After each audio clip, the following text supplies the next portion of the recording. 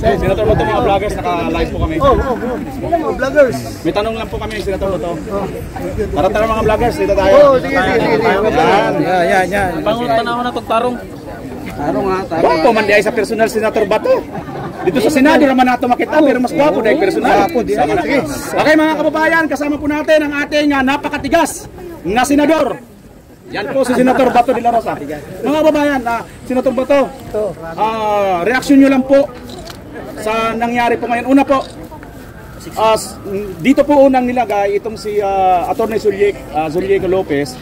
Tapos, dinala po sa St. Luke's. Tapos, nilipat na naman po rito. Ano pong nangyari tungkol doon? Bakit po nagkaganon?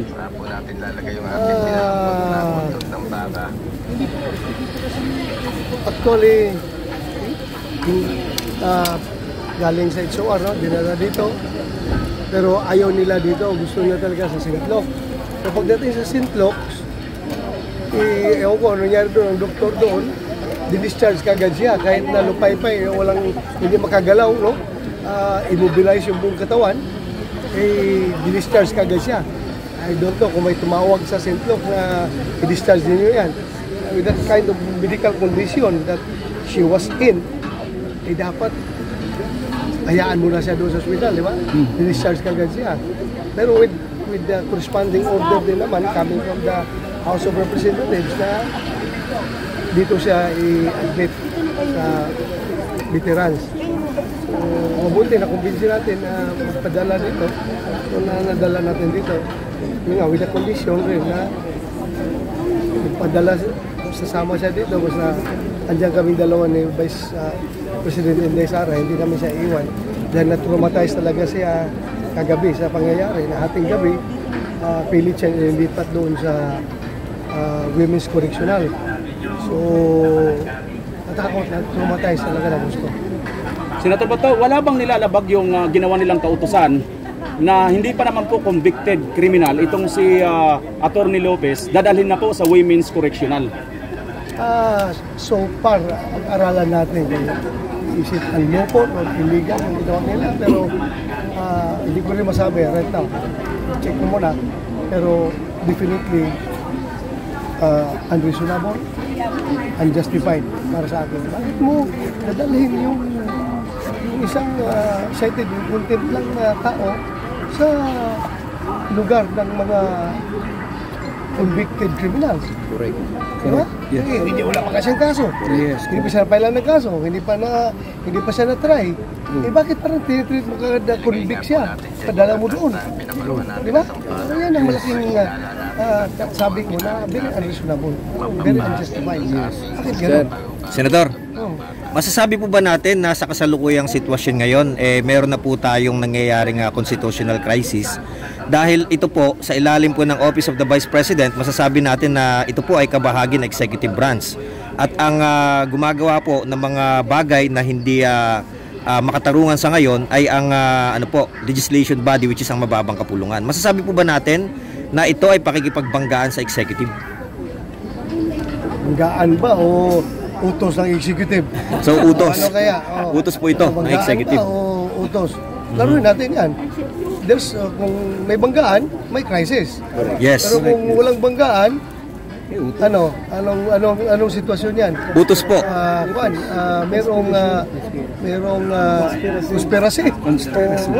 So ano kaya magiging implikasyon nito sa ating bansa dahil sa kabila ng mga maisog na mga binitiwang mga pahayag ng ating Vice Presidente, papasok po ang Lunes, sa palagay po ba ninyo ito ay magkakaroon ng hindi magandang implikasyon sa pamamalakad ng ating gobyerno sa kasalukuyan?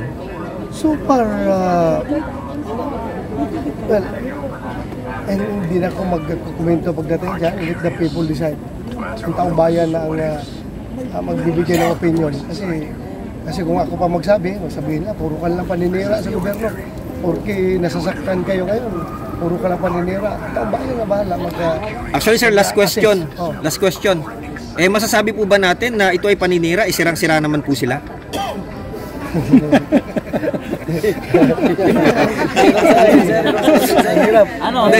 Kasi sirang-sira na, ayaw sa hair follicle drug test, di sirang-sira sila, di ba? Ay, hirap talaga. Senator, ako naman po.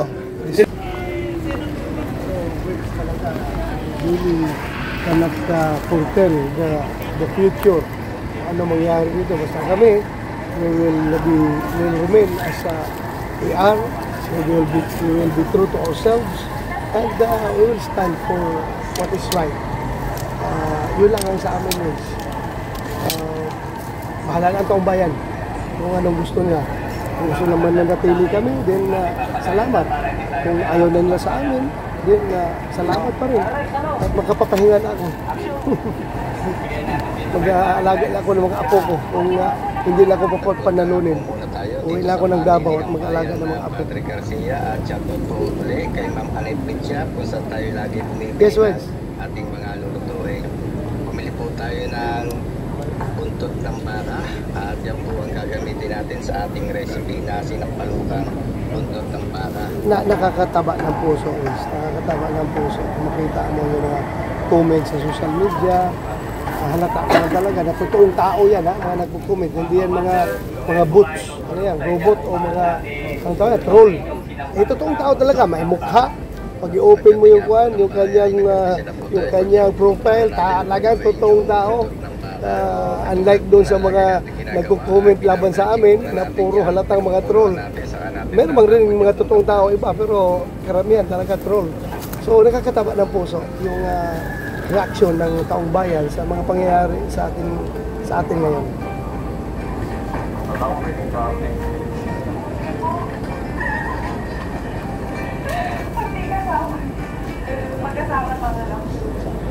Maraming salamat, Wits, at magandang hapon sa ating lahat. Thank you. Sir. Sir.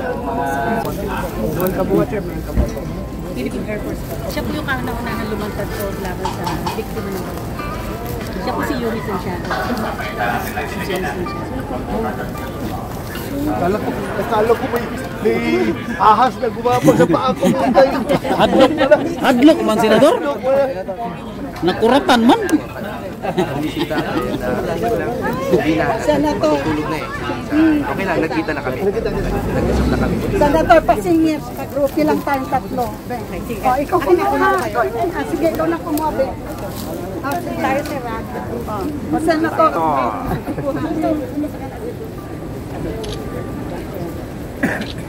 Masaya kami nakarap namin si VP at nandito ka. Actual na nakikita namin nakasuporta. Senator. Dito para makulang. Thank you, Jim. Thank you, Jim. Nakalive po tayo sa mga vloggers ngayon, Senator Bato. Tapos Yan, si Sinami.